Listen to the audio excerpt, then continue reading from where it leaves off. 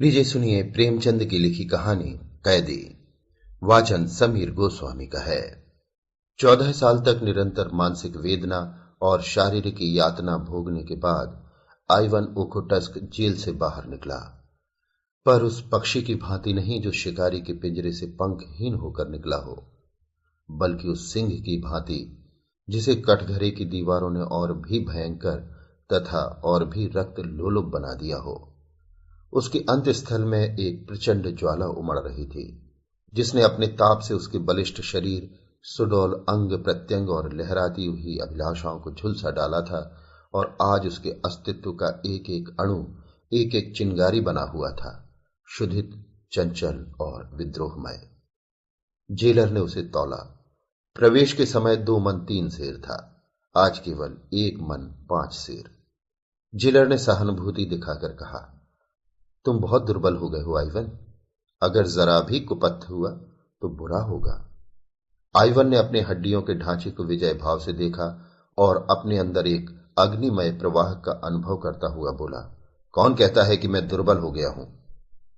तुम खुद देख रहे होगे। दिल की आग जब तक नहीं बुझेगी आइवन नहीं मरेगा मिस्टर जेलर। 100 वर्ष तक नहीं, विश्वास रखिए। आइवन इसी प्रकार बहकी बहकी बातें किया करता था, इसलिए जेलर ने ज्यादा परवाह न की। सब उसे अर्धविक्षिप्त समझते थे। कुछ लिखा पढ़ी हो जाने के बाद उसके कपड़े और पुस्तकें मंगवाई गई, पर वे सादे सूट अब उसे उतारे हुए से लगते थे। कोटों की जेबों में कई नोट निकले, कई नगद रूबल। उसने सब कुछ वहीं जेल के वार्डरों और निम्न कर्मचारियों को दे दिया, मानो उसे कोई राज्य मिल गया है। जेलर ने कहा, यह नहीं हो सकता आइवन, तुम सरकारी आदमियों को रिश्वत नहीं दे सकते। आइवन साधु भाव से हंसा, यह रिश्वत नहीं है मिस्टर जेलर। इन्हें रिश्वत देकर अब मुझे इनसे क्या लेना देना है? अभी आप प्रसन्न होकर मेरा क्या बिगाड़ लेंगे और प्रसन्न होकर मुझे क्या देंगे? ये उन कृपाओं को धन्यवाद है जिनके बिना 14 साल तो क्या, मेरा यहां 14 घंटे रहना असह्य हो जाता। जब वो जेल के फाटक से निकला तो जेलर और सारे अन्य कर्मचारी उसके पीछे उसे मोटर तक पहुंचाने चले। 15 साल पहले आइवन मास्को के संपन्न और संभ्रांत कुल का दीपक था। उसने विद्यालय में ऊंची शिक्षा पाई थी, खेल में अभ्यस्त था, निर्भीक था, उदार और सहृदय था। दिल आईने की भांति निर्मल, शील का पुतला, दुर्बलों की रक्षा के लिए जान पर खेलने वाला, जिसकी हिम्मत संकट के सामने नंगी तलवार हो जाती थी। उसके साथ एक हेलेन नाम की युवती पढ़ती थी, जिस पर विद्यालय के सारे युवक प्राण देते थे। वो जितनी ही रूपवती थी उतनी ही तेज थी, बड़ी कल्पनाशील, पर अपने मनोभावों को ताले में बंद रखने वाली। आइवन में क्या देखकर वो उसकी ओर आकर्षित हो गई, ये कहना कठिन है। दोनों में लेश मात्र भी सामंजस्य न था। आइवन सैर और शराब का प्रेमी था, हेलेन कविता एवं संगीत और नृत्य पर जान देती थी। आइवन की निगाह में रुपए केवल इसलिए थे कि दोनों हाथों से उड़ाए। हेलेन अत्यंत कृपण। आइवन को लेक्चर हॉल कारागार सा लगता था। हेलन इस सागर की मछली थी, पर कदाचित ये विभिन्नता ही उनमें स्वाभाविक आकर्षण बन गई, जिसने अंत में विकल प्रेम का रूप लिया। आइवन ने उससे विवाह का प्रस्ताव किया और उसने स्वीकार कर लिया, और दोनों किसी शुभ मुहूर्त में पाणी ग्रहण करके सुहागरात बिताने के लिए किसी पहाड़ी जगह में जाने के मंसूबे बांध रहे थे कि सहसा राजनीतिक संग्राम ने उन्हें अपनी ओर खींच लिया। हेलन पहले से ही राष्ट्रवादियों की ओर झुकी हुई थी। आइवन भी उसी रंग में रंग उठा। खानदान का रईस था, उसके लिए प्रजा पक्ष लेना एक महान तपस्या थी। इसलिए जब कभी वो संग्राम में हताश हो जाता तो हेलेन उसको हिम्मत बंधाती और आइवन उसके साहस और अनुराग से प्रभावित होकर अपनी दुर्बलता पर लज्जित हो जाता। इन्हीं दिनों उक्रेन प्रांत की सूबेदारी पर रोमनाफ नाम का एक गवर्नर नियुक्त होकर आया, बड़ा ही कट्टर, राष्ट्रवादियों का जानी दुश्मन। दिन में 2-4 विद्रोहियों को जब तक जेल न भेज लेता उसे चैन न आता। आते ही उसने कई संपादकों पर राजद्रोह का अभियोग चलाकर उन्हें साइबेरिया भिजवा दिया। कृषकों की सभाएं तोड़ दी, नगर की म्यूनिसिपैलिटी तोड़ दी, और जब जनता ने अपना रोष प्रकट करने के लिए जलसे किए तो पुलिस से भीड़ पर गोलियां चलवाईं, जिससे कई बेगुनाह की जानें गईं। मार्शल लॉ जारी कर दिया गया। सारे नगर में हाहाकार मच गया। लोग मारे डर के घरों से न निकलते थे, क्योंकि पुलिस हर एक की तलाशी लेती थी और उसे पीटती थी। हेलन ने कठोर मुद्रा से कहा, यह अंधेर तो अब नहीं देखा जाता आइवन, इसका कुछ उपाय होना चाहिए। आइवन ने प्रश्न की आंखों से देखा। उपाय? हम क्या कर सकते हैं? हेलेन ने उसकी जड़ता पर खिन्न होकर कहा, तुम कहते हो हम क्या कर सकते हैं? मैं कहती हूं हम सब कुछ कर सकते हैं। मैं इन्हीं हाथों से उसका अंत कर दूंगी। आइवन ने विस्मय से उसकी ओर देखा। तुम समझती हो उसे कत्ल करना आसान है? वो कभी खुली गाड़ी में नहीं निकलता। उसके आगे पीछे सशस्त्र सवारों का एक दल हमेशा रहता है। रेलगाड़ी में भी वो रिजर्व डिब्बों में ही सफर करता है। मुझे तो असंभव लगता है हेलेन, बिल्कुल असंभव। हेलेन कई मिनटों तक चाय बनाती रही। फिर 2 प्याले मेज पर रखकर उसने प्याला मुंह में लगाया और धीरे धीरे पीने लगी। वो किसी विचार में तन्मय हो रही थी। सहसा उसने प्याला मेज पर रख दिया और बड़ी बड़ी आंखों में तेज भरकर बोली, ये सब कुछ होते हुए भी मैं उसे कत्ल कर सकती हूं आइवन। आदमी एक बार अपनी जान पर खेलकर सब कुछ कर सकता है। जानते हो मैं क्या करूंगी? मैं उससे राहु रस्म पैदा करूंगी, उसका विश्वास प्राप्त करूंगी, उसे इस भ्रांति में डालूंगी कि मुझे उससे प्रेम है। मनुष्य कितना ही हृदयहीन हो, उसके हृदय में किसी न किसी कोने में पराग की भांति रस छिपा ही रहता है। मैं तो समझती हूं कि रोमनाथ की यह दमन नीति उसकी अवरुद्ध अभिलाषा की गांठ है और कुछ नहीं। किसी मायावनी के प्रेम में असफल होकर उसके हृदय का रस स्रोत सूख गया है। वहां रस का संचार करना होगा और किसी युवती का एक मधुर शब्द, एक सरल मुस्कान भी जादू का काम करेगी। ऐसों को तो वो चुटकियों में अपने पैरों पर गिरा सकती है। तुम जैसे सैलानियों को रिझाना इससे कहीं कठिन है। अगर तुम ये स्वीकार करते हो कि मैं रूपहीन नहीं हूं, तो मैं तुम्हें विश्वास दिलाती हूं कि मेरा कार्य सफल होगा। बदलाव मैं रूपवती हूं या नहीं? उसने तिरछी आंखों से आइवन को देखा। आइवन इस भाव विलास पर मुग्ध होकर बोला, तुम मुझसे पूछती हो हेलेन? मैं तो तुम्हें संसार की। हेलेन ने उसकी बात काट कर कहा, अगर तुम ऐसा समझते हो तो तुम मूर्ख हो आइवन।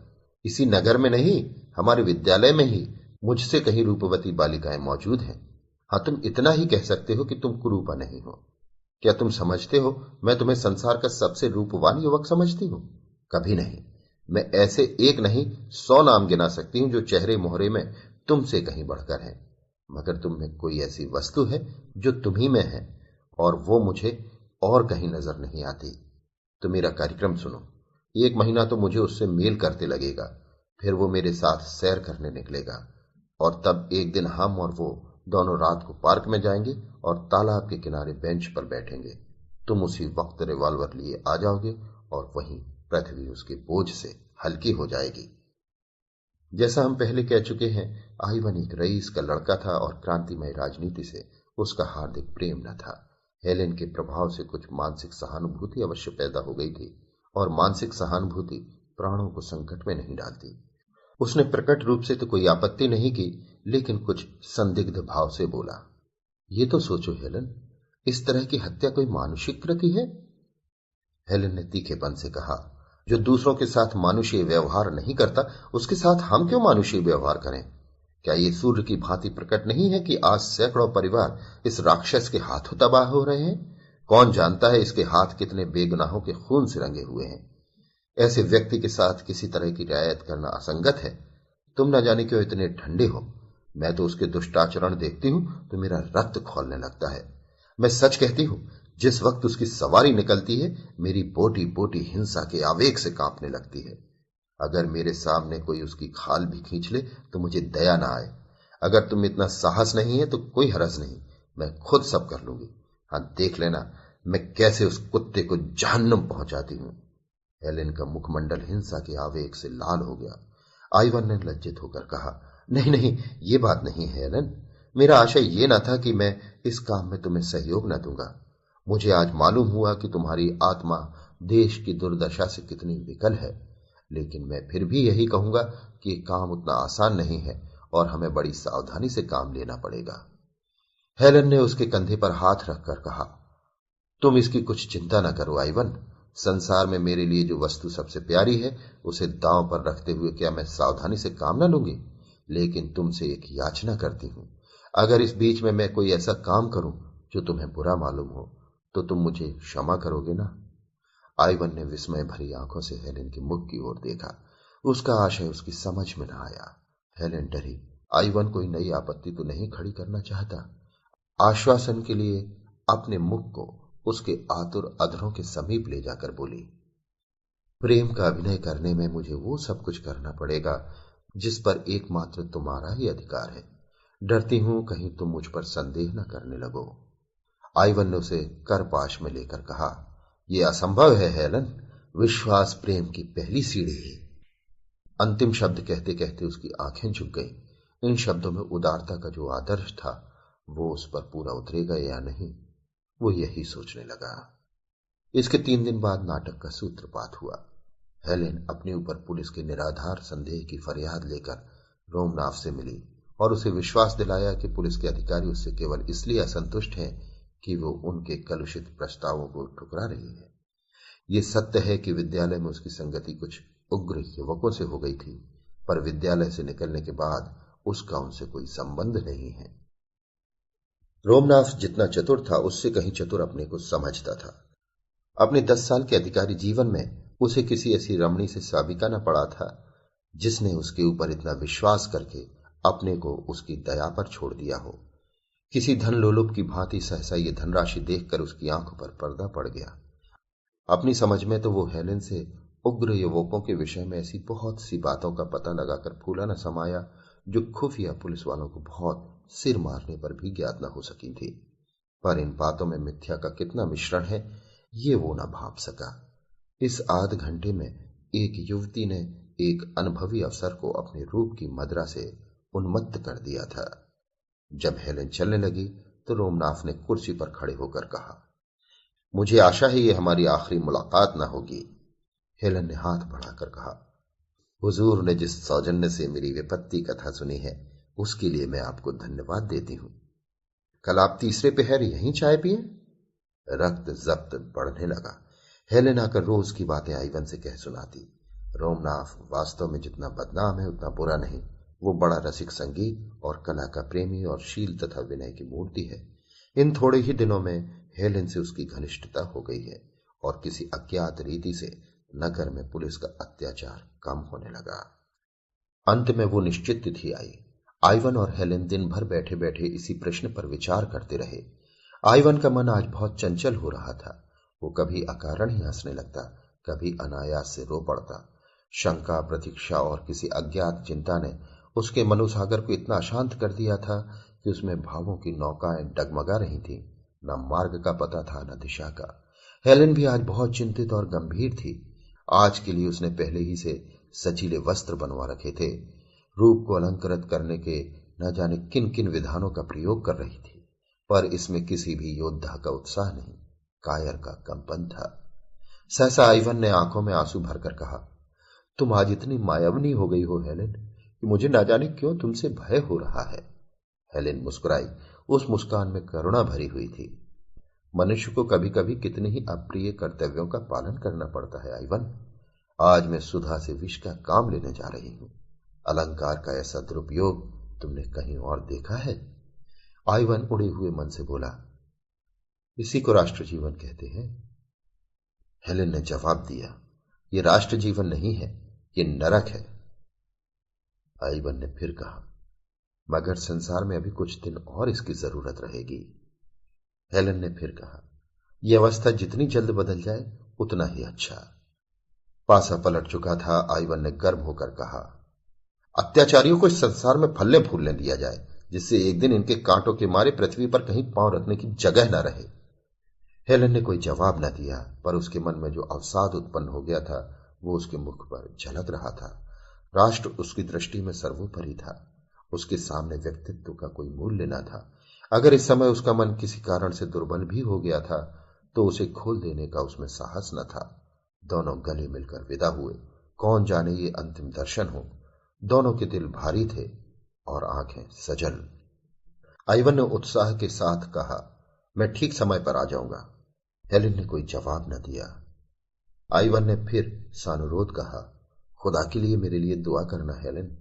हेलेन ने जैसे रोते हुए गले से कहा, मुझे खुदा पर भरोसा नहीं है। मुझे तो है। कब से? जब से मेरी मौत मेरी आंखों के सामने खड़ी हो गई। वो वेग के साथ चला गया। संध्या हो गई थी और 2 घंटे बाद ही उस कठिन परीक्षा का समय आ जाएगा जिससे उसके प्राण कांप रहे थे। वो कहीं एकांत में बैठकर सोचना चाहता था। आज उसे ज्ञात हो रहा था कि वो स्वाधीन नहीं है। बड़ी मोटी जंजीर उसके एक एक अंग को जकड़े हुए थी। इन्हें वो कैसे तोड़े? 10 बज गए थे। हेलेन और रामनाथ पार्क के एक कुंज में बेंचों पर बैठे हुए थे। तेज बर्फीली हवा चल रही थी। चांद किसी क्षीण आशा की भांति बादलों में छिपा हुआ था। हेलेन ने इधर उधर सशंक नेत्रों से देखकर कहा, अब तो देर हो गई, यहां से चलना चाहिए। रोमनाथ ने बेंच पर पांव फैलाते हुए कहा, अभी तो ऐसी देर नहीं हुई है हेलेन। कोई नहीं कह सकता जीवन की यह क्षण स्वप्न है या सत्य, लेकिन सत्य भी है तो स्वप्न से अधिक मधुर, और स्वप्न भी है तो सत्य से अधिक उज्जवल। हेलेन बेचैन होकर उठी और रोमनाथ का हाथ पकड़कर बोली, मेरा जी आज कुछ चंचल हो रहा है, सिर में चक्कर सा आ रहा है, चलो मुझे मेरे घर पहुंचा दो। रोमनाथ ने उसका हाथ पकड़कर अपनी बगल में बैठाते हुए कहा, लेकिन मैंने मोटर तो 11 बजे बुलाई है। हेलन के मुख से एक चीख निकल गई, 11 बजे? हाँ, अब 11 बजने ही वाले हैं। आओ, तब तक और कुछ बातें हों। रात तो काली बलासी मालूम होती है। जितनी ही देर उसे दूर रख सकूं उतना ही अच्छा। मैं तो समझता हूं उस दिन तो मेरे सौभाग्य की देवी बनकर आई थी हेलेन, नहीं तो अब तक मैंने न जाने क्या क्या अत्याचार किए होते। इस उदार नीति ने वातावरण में जो शुभ परिवर्तन कर दिया, उस पर मुझे स्वयं आश्चर्य हो रहा है। महीनों के दमन ने जो कुछ न कर पाया, वो दिनों के आश्वासन ने पूरा कर दिखाया है, और इसके लिए मैं तुम्हारा ऋणी हूं हेलेन, केवल तुम्हारा। पर खेद यही है कि हमारी सरकार दया करना नहीं जानती, केवल मारना जानती है। जार के मंत्रियों में अभी से मेरे विषय में संदेह होने लगा है, और मुझे यहां से हटाने का प्रश्न हो रहा है। सहसा टार्च का चकाचौंध पैदा करने वाला प्रकाश बिजली की भांति चमक उठा और रिवॉल्वर छूटने की आवाज आई।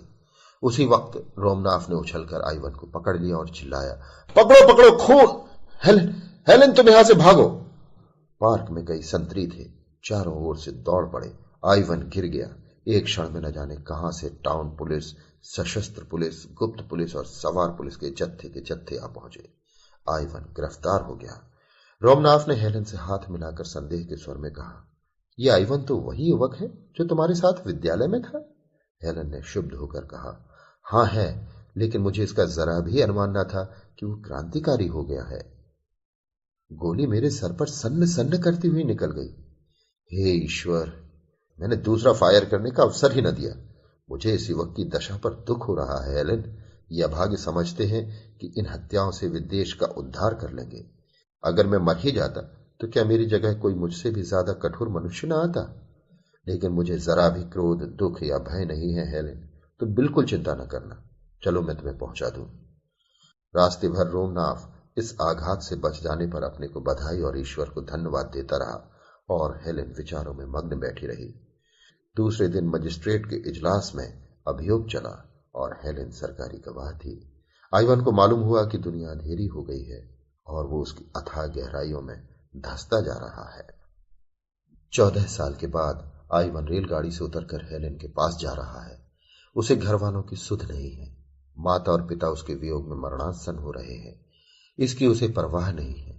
वो अपने 14 साल के पाले हुए हिंसा भाव से उन्मत्त हेलेन के पास जा रहा है, पर उसकी हिंसा में रक्त की प्यास नहीं है, केवल गहरी दाहक दुर्भावना है। इन 14 सालों में उसने जो यातना झेली है, उसका 2-4 वाक्यों में मानो सत्य निकालकर विष के समान हेलेन की धमनियों में भरकर उसे तड़पते हुए देखकर वो अपनी आंखों को तृप्त करना चाहता है। और इस वाक्य में क्या है? हेलेन, तुमने मेरे साथ जो दगा की है वो शायद त्रिया चरित्र के इतिहास में भी अद्वितीय है। मैंने अपना सर्वस्व तुम्हारे चरणों पर अर्पण कर दिया। मैं केवल तुम्हारे इशारों का गुलाम था। तुमने ही मुझे रामनाथ की हत्या के लिए प्रेरित किया, और तुमने ही मेरे विरुद्ध साक्षी दी, केवल अपनी कुटिल काम लिप्सा को पूरा करने के लिए। मेरे विरुद्ध कोई दूसरा प्रमाण न था। रोमनाथ और उसकी सारी पुलिस भी झूठी शहादतों से मुझे परास्त न कर सकती थी, मगर तुमने केवल अपनी वासना को तृप्त करने के लिए, केवल रोमनाथ के विषाक्त आलिंगन का आनंद उठाने के लिए मेरे साथ ये विश्वासघात किया। पर आंखें खोलकर देखो कि वही आइवन जिसे तुमने पैर के नीचे कुचला था, आज तुम्हारी उन सारी मक्कारियों का पर्दा खोलने के लिए तुम्हारे सामने खड़ा है। तुमने राष्ट्र की सेवा का बीड़ा उठाया था। तुम अपने को राष्ट्र की वेदी पर होम कर देना चाहती थी, किंतु कुत्सित कामनाओं के पहले ही प्रलोभन में तुम अपने सारी बहुरूप को तिलांजलि देकर भोग लालसा की गुलामी करने पर उतर गई। अधिकार और समृद्धि के पहले ही टुकड़े पर तुम दुम हिलाती हुई टूट पड़ी। धिक्कार है तुम्हारी भोग लिप्सा को, तुम्हारे इस कुत्सित जीवन को। संध्या काल था। पश्चिम के क्षितिज पर दिन की चिता जलकर ठंडी हो रही थी और रोमनाथ के विशाल भवन में हेलेन की अर्थी को ले चलने की तैयारियां हो रही थी। नगर नेता जमा थे और रोमनाथ अपने शोक कंपित हाथों से अर्थी को पुष्पहारों से सजा रहा था एवं उन्हें अपने आत्मजल से शीतल कर रहा था। उसी वक्त आइवन उन्मत्त वेश में दुर्बल झुका हुआ सिर के बाल बढ़ाए कंकाल सा आकर खड़ा हो गया। किसी ने उसकी ओर ध्यान न दिया। समझे कोई भिक्षुक होगा जो ऐसे अवसरों पर दान के लोभ से आ जाया करते हैं। जब नगर के बिशप ने अंतिम संस्कार समाप्त किया और मरियम की बेटियां नए जीवन के स्वागत का गीत गा चुकी, तो आइवन ने अर्थी के पास जाकर आवेश से कांपते हुए स्वर में कहा, ये दुष्टा है जिसे सारी दुनिया की पवित्र आत्माओं की शुभकामनाएं भी नरक की यातना से नहीं बचा सकती। वो इस योग्य नहीं कि उसकी लाश। कई आदमियों ने दौड़कर उसे पकड़ लिया और उसे धक्के देते हुए फाटक की ओर ले चले। उसी वक्त रोमनाथ ने आकर उसके कंधे पर हाथ रख दिया और उसे अलग ले जाकर पूछा, दोस्त, क्या तुम्हारा नाम क्लाडियस आइवनाफ है? हाँ, तुम वही हो। मुझे तुम्हारी सूरत याद आ गई। मुझे सब कुछ मालूम है, रत्ती रत्ती मालूम है। हेलेन ने मुझसे कोई बात नहीं छिपाई। अब वो इस संसार में नहीं है।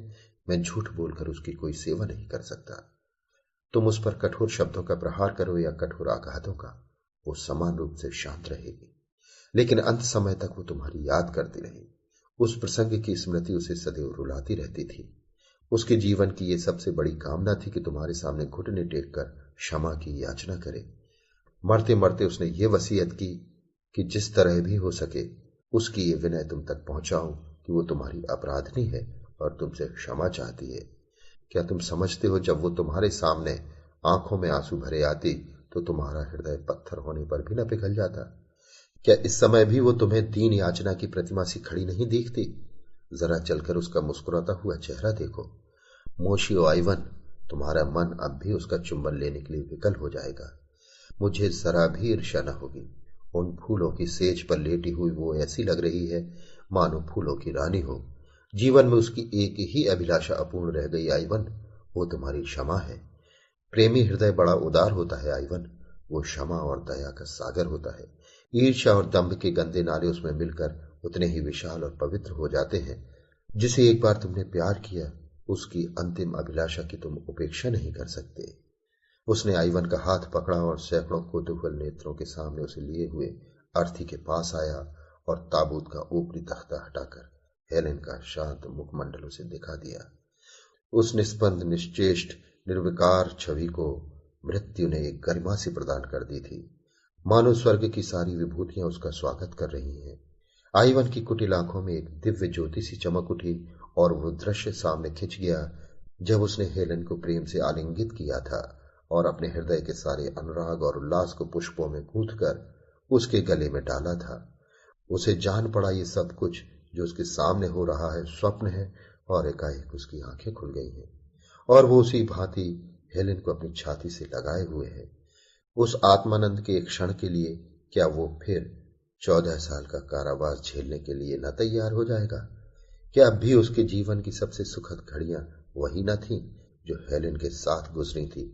और क्या उन घड़ियों के अनुपम आनंद को वो इन 14 सालों में भी भूल सका था? उसने ताबूत के पास बैठकर श्रद्धा से कांपते हुए कंठ से प्रार्थना की, ईश्वर, तू मेरी प्राणों से प्रिय हेलेन को अपनी क्षमा के दामन में ले। और जब वो ताबूत कंधे पर लिए चला तो उसकी आत्मा लज्जित थी, अपनी संकीर्णता पर, अपनी उद्विग्नता पर, अपनी नीचता पर। और जब ताबूत कब्र में रख दिया गया तो वहां बैठकर न जाने कब तक रोता रहा। दूसरे दिन रोमनाथ जब फातिहा पढ़ने आया तो देखा आइवन सजदे में सिर झुकाए हुए है और उसकी आत्मा स्वर्ग को प्रयाण कर चुकी है। अभी आप सुन रहे थे प्रेमचंद की लिखी कहानी कैदी। वाचन समीर गोस्वामी का था।